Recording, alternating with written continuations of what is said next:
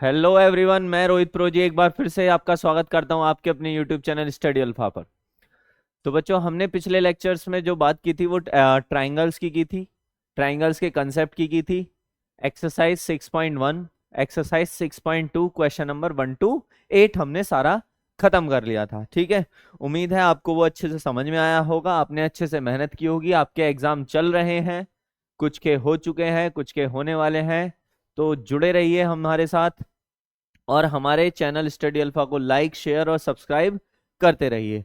तो आज हम क्या करने वाले हैं? आज हम शुरू करने वाले हैं एक्सरसाइज 6.2 क्वेश्चन नंबर 9 से। एक्सरसाइज 6.2 क्वेश्चन नंबर 9 से हम लोग शुरू करने वाले हैं। ठीक है बच्चों, तो इसमें जो 9 है क्वेश्चन कुछ इस तरीके से है। ABCD is a trapezium in which AB parallel DC। अब सर ये ट्रेपेजियम क्या होता है?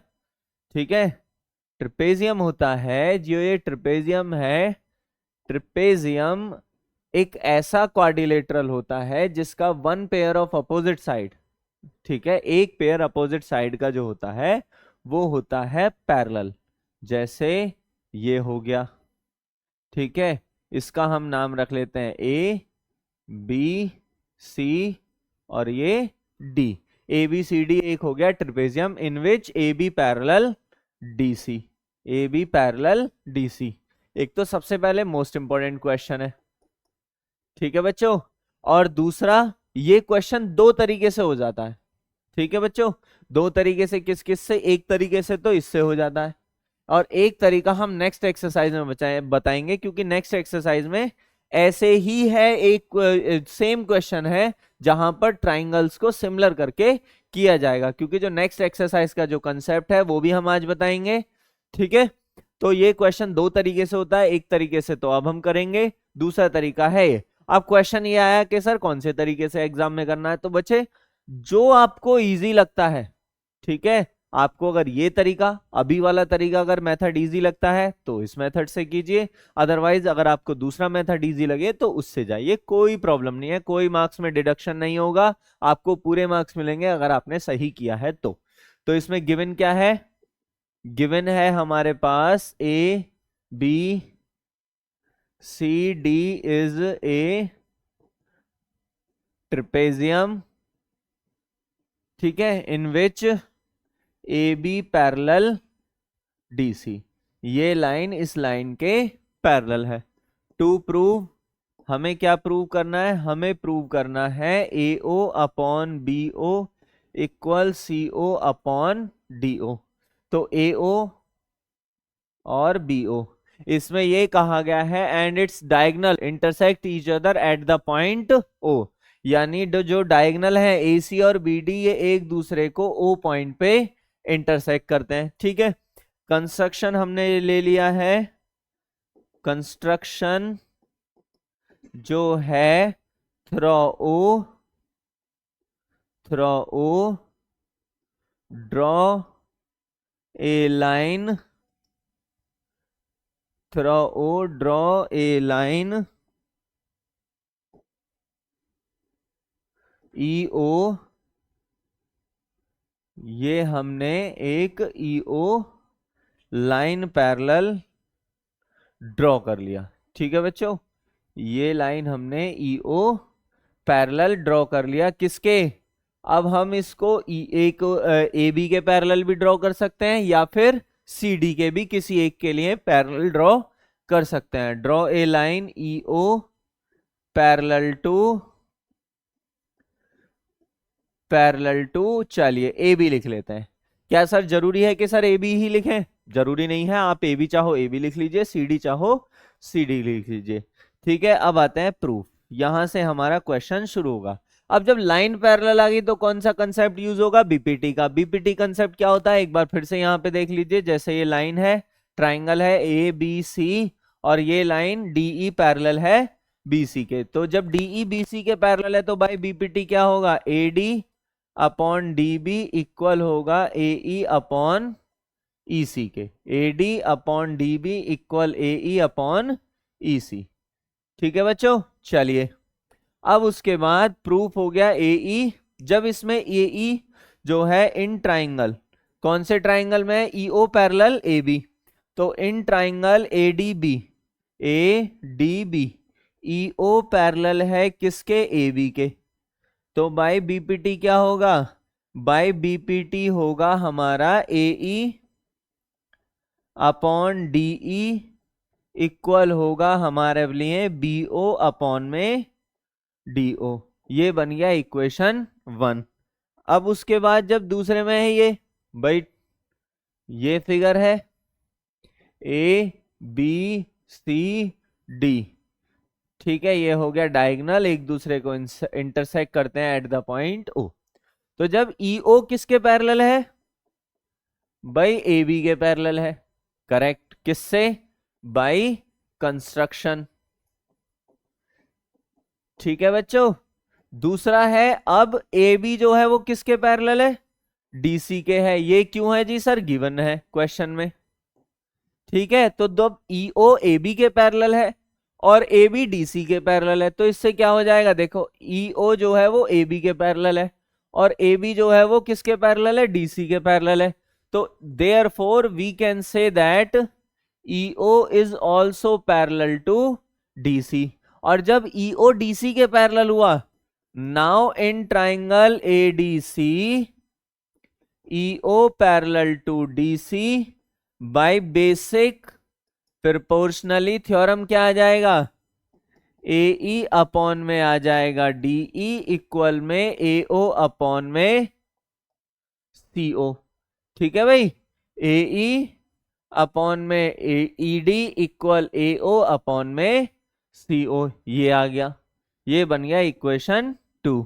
अब यहां पे ये देखो हमारा इक्वेशन 1 क्या है, AE upon DE equal BO upon DO, और यहां पे AE upon DE equal AO upon CO। तो फ्रॉम इक्वेशन 1 एंड इक्वेशन 2, यहां पे जब आप देखोगे इक्वेशन 1 एंड इक्वेशन 2 में दोनों AE अपॉन DE के इक्वल है, तो क्या हो जाएगा, AO अपॉन CO इक्वल हो जाएगा BO अपॉन DO। लेकिन ये तो हमें प्रूव ही नहीं करना है। देखो बच्चों, इसमें दो तरह से क्वेश्चन बनते हैं। एक तो ये कि हमसे प्रूफ में सीधा सीधा यही पूछ लिया जाए, अगर ये पूछा जाएगा तो क्वेश्चन में यही खत्म हो जाएगा। ठीक है, जो दूसरा है, ठीक है, सिमिलैरिटी ऑफ ट्राइंगल से जो क्वेश्चन होगा उसमें भी डायरेक्ट सीधा सीधा यही पूछा जा सकता है। ठीक है, उसको हम आगे बता देंगे कैसे होगा। अब जो दूसरा है भाई, हमें क्या चाहिए, हमें चाहिए था sir AO upon BO equal CO upon में DO, ये चाहिए था, बिल्कुल ये आ जाएगा भाई। इसकी क्रॉस मल्टीप्लाई में हम कर सकते हैं, CO डिवाइड में है, ये जब क्रॉस मल्टीप्लाई होगी तो पहुंच जाएगा ऊपर मल्टीप्लाई में, और BO ऊपर मल्टीप्लाई में, ये पहुंच जाएगा डिवाइड में। तो इसको क्रॉस चेंज जब हम कर लेंगे तो ये क्या बन जाएगा, AO अपॉन में BO इक्वल CO अपॉन में DO। ये हमारा क्वेश्चन हो गया प्रूव्ड। अब क्वेश्चन ये है कि क्या सर हम इसको यहीं पर नहीं छोड़ सकते। देखो, अगर आपको हाफ मार्क्स अपना डिडक्ट कराना है तो बेशक से यहीं छोड़ दो, अगर आपको पूरे चाहिए तो ये तो दिखाना पड़ेगा। अगर क्वेश्चन में हमसे यही कहा गया है कि भैया यही प्रूव कर दीजिए AO upon CO equal BO upon DO, तो फिर तो आपको पूरे मिलने ही मिलने हैं। और हमारी कोशिश ये है कि हमसे जुड़े हुए हर एक बच्चे का पूरा मार्क्स मिले, उसको एक भी मार्क्स या 0.5 भी मार्क्स उसका डिडक्ट ना हो। ठीक है बच्चों, जल्दी से इस क्वेश्चन का आप लोग स्क्रीनशॉट ले लीजिए। ठीक है, ये हो गया फर्स्ट, या फिर उसको प्रॉपर नोट करते रहिए ताकि जब आप प्रैक्टिस करें आपको हेल्प मिले। ठीक है, ये हो गया इसका screenshot, and the another page this one. ठीक है, इसका भी आप स्क्रीनशॉट ले लीजिए। हमने कहा ये क्वेश्चन दो तरीके से हो जाएगा, एक तो ये है और दूसरा हम जब आगे नेक्स्ट एक्सरसाइज करेंगे उसमें भी है ये सेम क्वेश्चन, तब हम आपको एक्सप्लेन करेंगे। ठीक है बच्चों, आते हैं नेक्स्ट क्वेश्चन की ओर। ये क्वेश्चन जस्ट इसका रेसिप्रोकल है।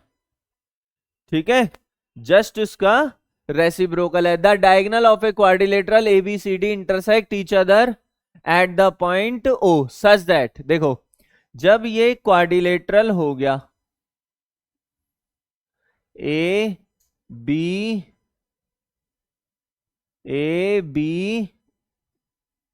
C और ये D, ठीक है, intersect each other at the point O, इसके जो डायगोनल है 1 और 1 2, दोनों एक दूसरे को O पॉइंट पे इंटरसेक्ट करते हैं। अब हमें ये दिया हुआ है AO अपॉन BO इक्वल दिया हुआ है CO अपॉन DO। पहले जहां से पिछला वाला क्वेश्चन हमने जहां पर खत्म किया है वहीं से हम उसको उल्टा शुरू करेंगे। यानी पहले हम ये लेकर के आए थे, फिर उससे पहले क्या था AO upon CO equal BO upon DO, ये ऊपर और ये नीचे, ये आ जाएगा। ठीक है, अब जब ये हो गया बाय कंस्ट्रक्शन सेम होगा ही होगा भाई, ये E पॉइंट मान लेंगे किसी भी एक के लिए आप, ठीक है, लाइन पैरेलल ड्रॉ कर लेना, चाहे तो AB के लिए चाहे तो CD के लिए। ठीक है बच्चों, तो जब आप BPT लगाएंगे तो आपको खुद अपने आप मिल जाएगा। आप इसको कोशिश करना, ये होमवर्क में है, आप इसको कोशिश करना खुद से करें, नहीं हो तो हम हैं फिर। ठीक है, बस आप एक बार हमके लिए कमेंट में डाल देना सर ये क्वेश्चन आप इसको दोबारा एक्सप्लेन कर दीजिए, हम इसको करा देंगे। बस आपके लिए फिगर बनी छोड़ना है, कंस्ट्रक्शन इसमें यही रहेगा, चाहे तो आप CD के लिए पैरेलल के लिए कंस्ट्रक्शन कर लेना, चाहे आप AB के लिए पैरेलल बना लेना, चॉइस इज योर्स। अब आता है एक्सरसाइज 6.3। इससे पहले हम आपको बताते हैं मेन कंसेप्ट, वो है सिमिलैरिटी ऑफ ट्राइंगल्स। देखो सबसे ज्यादा गड़बड़ जो होती है ना वो कहां होती है, सबसे पहले है सिमिलैरिटी ऑफ ट्राइंगल्स। ठीक है, तो हमने स्टार्टिंग में ही बताया था कि इस ट्राइंगल का सिमिलर होने का मतलब क्या है। जब two triangles, when two triangles have same size, ठीक है, सेम साइज तो होगा नहीं, ठीक है, सेम साइज भी हो जाए, ठीक है, जब उसको हम बता देंगे दोनों ट्राइंगल का जो शेप है वो एक जैसा रहेगा, यानी सिमिलर के लिए सेम शेप रहेगा। ठीक है, और साइज के लिए क्या मतलब है, जरूरी नहीं है कि साइज जो है वो सेम रहे। ठीक है, साइज सेम होने से मतलब जब कॉन्ग्रेंट है, देखो ये ध्यान रखना, जब अगर दो ट्राइंगल कॉन्ग्रेंट है तो जरूरी है कि वो दोनों ट्राइंगल सिमिलर भी हों, it's compulsory. When two triangles are congruent then the triangle will be similar. अगर दो ट्राइंगल कॉन्ग्रेंट है तो वो सिमिलर भी होंगे, पहली चीज। दूसरी चीज ये कि क्या सर जरूरी है जब दो ट्राइंगल सिमिलर है तो वो कॉन्ग्रेंट भी होंगे, बिल्कुल नहीं होंगे। कंडीशन बन जाए होने के लिए तो हो सकता है, अगर ना हुए तो नहीं होंगे, लेकिन जरूरी नहीं है। यानी कॉन्ग्रेंट है तो सिमिलर हो सकता है, लेकिन जब सिमिलर है तो कॉन्ग्रेंट बिल्कुल नहीं हो सकता। ठीक है, कंडीशन अगर बनती है साइड्स इक्वल आ गई हैं जो भी है तो बेशक से हो सकता है, तो वो फिर वहां कॉन्ग्रेंट भी होगा ही होगा। ठीक है, सिमिलर के लिए क्या है, दोनों ट्राइंगल की शेप जो है वो सेम रहेगी, साइज जो है वो छोटा बड़ा हो सकता है क्योंकि वो कॉन्ग्रेंट नहीं है। अगर कॉन्ग्रेंट होगा तो सेम साइज और सेम शेप होगा ही होगा, और जब कॉन्ग्रेंट है तो सिमिलर भी होगा ही होगा, लेकिन अगर सिमिलर है तो कॉन्ग्रेंट नहीं होगा। एट सम कंडीशंस हो सकता है, एट सम कंडीशंस हो सकता है जहां पर साइड इक्वल आ रही हैं, कुछ भी है, लेकिन जरूरी नहीं है कि हाँ जी होगा ही होगा, लेकिन कॉन्ग्रेंट के लिए जरूरी है। ठीक है, ध्यान रहेगा। अब सर ये सिमिलर कैसे होगा, सिमिलर मतलब समझ गए, शेप जो है वो एक जैसी रहेगी, साइज अलग अलग हो सकता है। ठीक है, अब सर सिमिलर होगा कैसे, भैया ट्राइंगल सिमिलरिटी करने की तीन प्रॉपर्टी हैं। सबसे पहले ट्रिपल ए, ट्रिपल ए से मतलब एंगल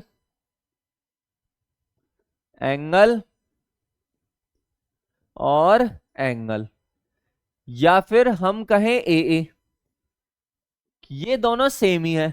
अब सेम कैसे हैं सर, ए ए का मतलब है एंगल और एंगल, ठीक है, ए ए और ट्रिपल ए, ये दोनों सेम ही है। सर सेम कैसे हैं, ये तो 3 एंगल है, ये 2 एंगल है, बिल्कुल सेम है भाई। जैसे देखो ये ए है, ये बी है और ये सी है, ये पी है, ये क्यू है और ये आर है। ये 50 डिग्री है, करेक्ट है। ये 60 डिग्री है, बिल्कुल करेक्ट है। और ये सपोज दैट मानिए 70 डिग्री है। हम इसको अभी एंगल को कंसीडर नहीं करते हैं, ठीक है। अब जब ये हो गया, हमारे पास तीसरा एंगल नहीं है। अब इसका ये एंगल एक 50 डिग्री है और ये एंगल 60 है। तो सर एंगल ए किसके इक्वल हो गया, एंगल पी के, कितना डिग्री 50। बी किसके इक्वल हो गया, क्यू के, कितना डिग्री 60 डिग्री। अब एंगल सी, अब हमारे पास सी तो है नहीं। चलो एंगल ट्राइंगल के तीनों एंगलों का सम होता है 180 डिग्री भाई। 50 60 और ये कितना हो जाएगा, कितना हो जाएगा, ये हो जाएगा हमारा 70 डिग्री, ठीक है। कैसे, 50 plus 60 plus angle C equal में 180। एंगल सी कितना हो गया, 180 माइनस 110 इक्वल में 70 डिग्री, ये आ गया 70, ठीक है बच्चों। अब ऐसे ही एंगल सम प्रॉपर्टी इसमें लगा दो। Angle P plus angle Q plus angle R equal 180 degree. P कितना है, 50 है, क्यू कितना है, 60 है, और आर कितना है, ये हमें निकालना है। आर हो जाएगा 180 माइनस 110, 70 डिग्री भाई। आर भी 70 आ गया है, तो दोनों सेम हो गए। इसीलिए तो हमने कहा कि दोनों, जब किसी ट्राइंगल के दो एंगल इक्वल हैं तो तीसरा एंगल भी ऑटोमेटिकली इक्वल हो जाना है। अगर किसी ट्राइंगल के दो एंगल इक्वल हैं तो तीसरा एंगल ऑटोमेटिकली इक्वल हो जाता है। इसलिए हम कहते हैं या तो ट्रिपल ए या डबल ए एक ही बात है। एक बात कैसे है, जब दो एंगल इक्वल है तो तीसरा एंगल भी अपने आप इक्वल हो जाता है। तो एक प्रॉपर्टी तो ये हो गई। जरूरी नहीं है हमको तीन एंगल इक्वल दिखाने, हम दो एंगल इक्वल दिखा करके ट्राइंगल को सिमिलर कर सकते हैं। दूसरा है SAS, यानी साइड,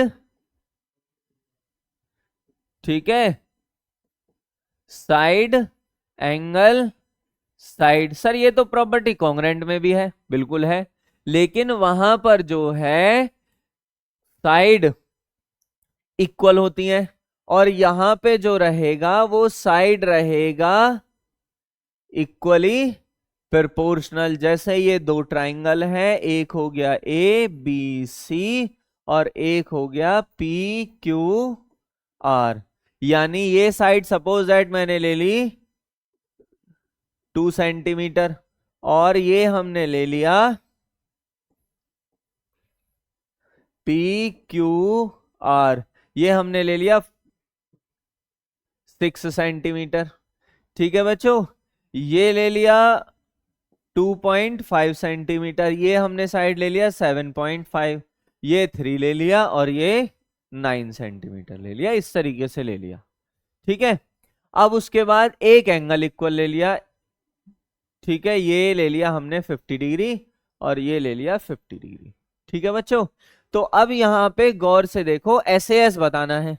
अब गौर से देखो, जिस ऑर्डर में ये प्रॉपर्टी लिखी हुई है उसी ऑर्डर में ये प्रॉपर्टी ट्राइंगल्स में अप्लाई होगी। सर ऐसा कैसे होगा भाई, AB अपॉन किसके है, PQ के, ठीक है, कितना 2/6, 2 1 2, 2 3 6, 1/3।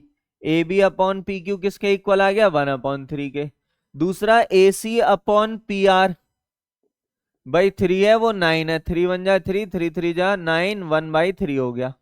अब सर ये बात और बताइए कि क्या सर जरूरी है हर बार AB के साथ PQ ही आए और BC के साथ QR ही आए और AC के साथ PR ही आए? जरूरी नहीं है, कोई सी भी साइड, बस हमें ढूंढना है कि हम ऐसी साइड लें जहां पर रेशियो इक्वल हो सके। जबरदस्ती करना नहीं है, जहां पर बन सके। कभी सोचो हाँ ये इसको इधर करके जबरदस्ती ले ही आते हैं, फिर वो तो गलत हो जाएगा, वो तो मिल जाएगा 0, ठीक है, वो गलत हो जाएगा। जबरदस्ती कुछ नहीं करना है, ठीक है, बस कोशिश करना है कि हम ऐसी साइड्स चुने जहां पर रेशियो जो है वो इक्वल आ सकता है, आ सकता है, ध्यान रखना, ठीक है। अगर नहीं आ रहा है तो फिर आएगा ही नहीं, इट मींस वो दोनों ट्राइंगल सिमिलर नहीं है। अब हमें 2 3 6, 3 3 9, इसलिए हमने ये दोनों साइड ली थी। अब दोनों साइड यानी ये वाली साइड और ये वाली साइड, भाई इनका रेशियो हो गया A B upon P Q equal हो गया A C upon P R. और ये ध्यान रखना, देखो यहां पे लिखा है ना एस ए एस, दोनों साइड के बीच में ही एंगल है ना, दोनों साइड के बीच में ही है। तो जो साइड हमने ली है एस ए एस के लिए, उन दोनों साइड के बीच वाला ही, हमने ये दोनों साइड ली है, एक तो हमने ये साइड ली है, ठीक है, और दूसरा हमने ये साइड ली है, ठीक है, एक हमने ये साइड ली है और एक ये साइड ली है। यहां पर भी एक हमने ये साइड ली है और दूसरे हमने ये साइड ली है, ठीक है, समझ गए, ठीक है। दोनों साइड के बीच वाला एंगल हमने लिया है ये और ये, तभी बनेगा S A S, otherwise S A S बिल्कुल नहीं बनेगा। दोनों साइड के, फिर से बोल रहे हैं हम, दोनों साइड के बीच वाला ही एंगल हो। इन केस अगर दोनों साइड के बीच वाला एंगल नहीं होता है, जैसे फॉर एग्जांपल ये 2, ये 2.5 और मैं कहूं ये कुछ भी ले लिया, चलिए ये ले लिया 4, ये ले लिया हमने 5, अब एंगल है ये 30 डिग्री और ये 30 डिग्री। देखो भाई, 2 2 जा 4 बिल्कुल करेक्ट हो रहा है, 2.5 अपॉन 5 बिल्कुल करेक्ट हो रहा है, ठीक है। तो क्या सर ये दोनों ट्राइंगल सिमिलर हैं ऐसे ऐसे और एंगल भी इक्वल हो रहा है? ठीक है, बिल्कुल नहीं है। क्यों नहीं है सर? सर यहाँ तो ऐसे ऐसे लग रहा है, दोनों साइड का रेशियो इक्वल हो रहा है, एक एंगल इक्वल आ रहा है, बिल्कुल आ रहा है। लेकिन ये चेक कीजिए कि जो एंगल है वो दोनों साइड के बीच में ही है क्या? अगर ऐसा है तो ऐसे एस यूज हो सकता है, अगर नहीं है, जैसे यहां पे है नहीं, दोनों साइड के बीच वाला एंगल होना चाहिए था ये कौन सा, ये एंगल होना चाहिए था, तब हो जाता ये ऐसे ऐसे दोनों ट्राइंगल सिमिलर। लेकिन अभी दोनों साइड के बीच वाला एंगल है ही नहीं, इसीलिए यहां पे ऐसे एस लगेगी ही नहीं। ये चीज ध्यान रखना, आपको काम आएगा, ठीक है। अब तीसरी प्रॉपर्टी है हमारी एस एस एस। तो यहां पर क्या होगा, तीनों साइड, देखो हमने 6.1 में पहले ही एक क्वेश्चन किया था फिलिंग द ब्लैंक्स में, कि जब दो ट्राइंगल सिमिलर होते हैं तो उनकी साइड जो होती हैं इक्वली प्रोपोर्शनल होती हैं। तो दोनों साइड जब ट्राइंगल सिमिलर करने के लिए एस एस की प्रॉपर्टी, यानी तीनों साइड का जो रेशियो है, वो तीनों साइड यानी कॉरस्पॉन्डिंग साइड्स का जो रेशियो है वो सेम रहेगा। जैसे यहाँ पे 1/3 1/3। अब तीसरी साइड में लिखूं तो 2 3 जा 6, 3 3 जा 9, और ये तीसरी का भी क्या है 2.5 और 7.5। तो 2.5 और 7.5 है ना, तीनों का क्या हो गया, इसका भी क्या आ जाएगा 2.5 अपॉन 7.5, ये भी कितना आ जाएगा, ये भी आ जाएगा आपका 1/3। कैसे, BC अपॉन QR इक्वल हो गया 2.5 अपॉन 7.5, 1/3 तीनों साइड तीनों रेशियो सेम आ गए। It means S S S से ये दोनों ट्राइंगल सिमिलर हो जाएंगे, सिमिलर ABC ट्राइंगल PQR, ये दोनों ट्राइंगल सिमिलर हो जाएंगे कोई सी भी एक प्रॉपर्टी से। इस चीज का ध्यान रखना। अब एक और चीज इसमें बहुत जरूरी है, बहुत मोस्टली कोई ज्यादातर ये लोग नहीं बता पाते हैं या नहीं पता रहता है, लेकिन हम आपको बता रहे हैं। जैसे अगर आपने सपोज दैट यहां पे लिखा है ए बी, ये देख रहे हैं गौर से, इस पे एक क्वेश्चन बनता है 1 नंबर में। हमने लिखा है A B upon P Q, A C upon P R, B C upon Q R, ठीक है। तो यहां से अब इसको मैच करिए इससे, ए बी अपॉन में क्या है P Q, B C upon में क्या है क्यू आर, और ए सी अपॉन में क्या है पी आर है। जरूरी है सर ये लिखना? बिल्कुल जरूरी है। और एंगल ए किसके इक्वल होगा, एंगल ए इक्वल होगा एंगल पी के, एंगल बी किसके इक्वल होगा, एंगल क्यू के, और एंगल सी किसके इक्वल होगा, एंगल आर के। अगर हम ऐसा नहीं करते हैं, ठीक है बच्चों, अगर हम ऐसा नहीं करते हैं, मान लो मैं कुछ भी लिख लूं, सी ए बी सिमिलर करके लिख दूं मैं ट्राइंगल पी क्यू आर के। इसका क्या मतलब है? इसका मतलब है एंगल सी किसके इक्वल होना चाहिए? एंगल पी के। एंगल ए किसके इक्वल इक्वल होना चाहिए? एंगल क्यू के। और एंगल बी किसके इक्वल होना चाहिए? एंगल आर के। और साइड ए सी किसके अपॉन में होना चाहिए? पी क्यू के, है ना। और ए बी किसके अपॉन में होना चाहिए? ए बी अपॉन में होना चाहिए क्यू आर के। और बी सी किसके अपॉन में होना चाहिए? पी आर के। तब जाकर के ये चीज बिल्कुल सही होगी। यानी आपको वर्टेक्स से वर्टेक्स भी मैच करने हैं, ये जरूरी होता है। ठीक है, इस चीज का ध्यान रखें। ठीक है, तो आपका सिमिलैरिटी ऑफ ट्राइंगल गलत ही नहीं होगा। ठीक है, अब आते हैं एक्सरसाइज 6.3 क्वेश्चन नंबर 1 पे। ठीक है, आ जाइए। हाँ जी, state which pair of triangle in given figures are similar. पहले तो ये बताना है कि कौन सा जो फिगर है वो सिमिलर है या नहीं। Right similarity creation used by you for answering the question. एक तो कौन सा क्रिएशन हमने यूज किया है, यानी कौन सी प्रॉपर्टी हमने यूज की है। Also right the pair of similar triangle in symbolic form. जो हम अभी बात कर रहे थे ना कि सर कैसा सिंबलिक फॉर्म, जैसे एबीसी सिमिलर होना चाहिए पी क्यू आर के। अब यहां पे देखो, इससे समझ में आ जाएगा आपको कैसे। देखो भाई, ए किसके इक्वल है? ए इक्वल है सर पी के, कितना डिग्री? 60 डिग्री। बी किसके इक्वल है? बी इक्वल है क्यू के, यानी कितना डिग्री? 80 डिग्री। और सी किसके इक्वल है? सर आर के है 40 डिग्री। तीनों एंगल इक्वल है। भाई कौन सी प्रॉपर्टी लग गई? ट्रिपल ए की लग गई। सर इसको हम डबल ए भी लिख सकते हैं, बिल्कुल लिख सकते हो। ठीक है, ट्रिपल ए से दोनों ट्राइंगल सिमिलर हो गए। और कौन कौन से? Triangle A B C similar हो गया ट्राइंगल पी क्यू आर के। भाई देखो, ए वाला किसके इक्वल है? पी के। बी वाला किसके इक्वल है? क्यू के। सी वाला किसके इक्वल है? आर के। सर जरूरी है ऐसे लिखना? हम इसको चाहे तो वैसे भी लिख सकते हैं। Triangle C B A similar to triangle C किसके इक्वल है? सी है हमारा आर के, आर क्यू पी। इस तरीके से भी लिख सकते हैं। भाई बात तो एक ही है, सी वाला किसके इक्वल है? आर के इक्वल है। बी वाला किसके इक्वल है? क्यू के इक्वल है। और ए किसके इक्वल है? पी के।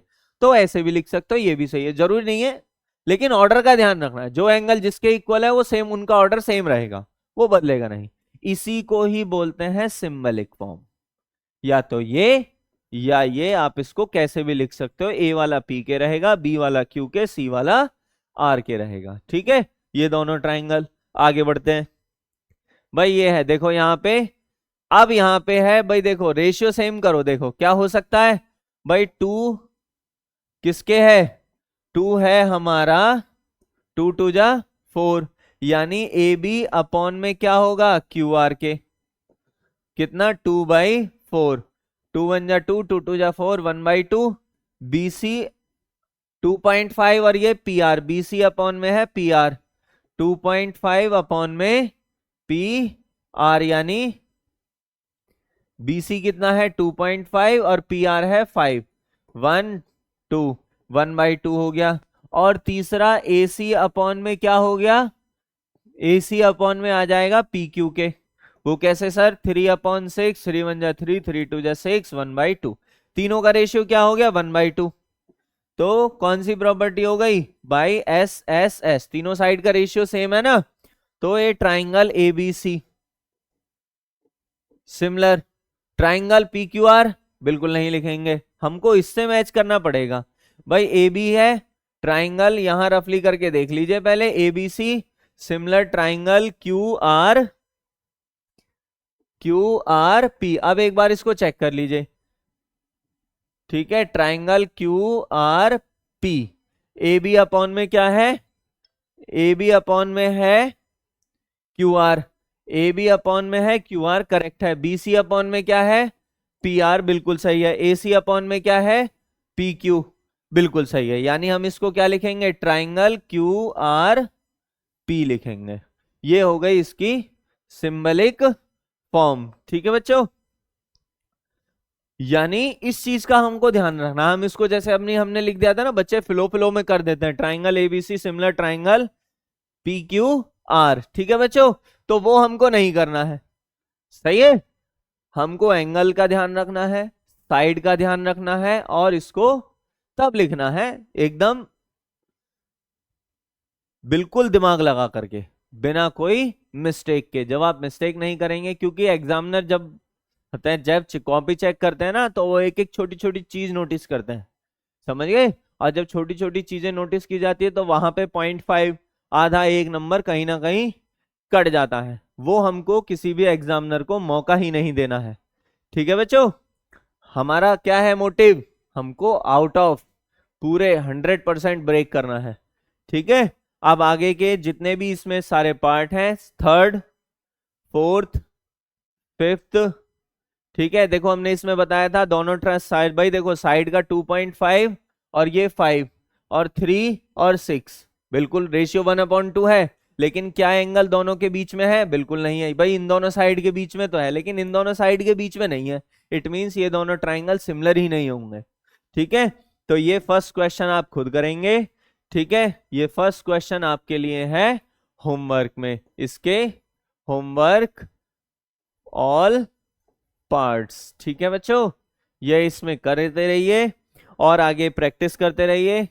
ठीक है, जितना आप मेहनत करेंगे उतना आपका रिजल्ट अच्छा जाएगा। ठीक है, क्योंकि मैथ्स में जितनी प्रैक्टिस आप करेंगे, जितने से ज्यादा आप प्रैक्टिस करेंगे, उतना अच्छा रिजल्ट मैथ्स में। और जितनी ज्यादा प्रैक्टिस, जितना आप मेहनत करेंगे, उतना आपका ओवरऑल रिजल्ट जो है वो भी अच्छा रहेगा। तो मेहनत करते रहिए और सबसे मेन चीज, हमारे चैनल स्टडी अल्फा को लाइक, शेयर और सब्सक्राइब करते रहिए। शेयर करना ना भूलें। ठीक है बच्चों, धन्यवाद।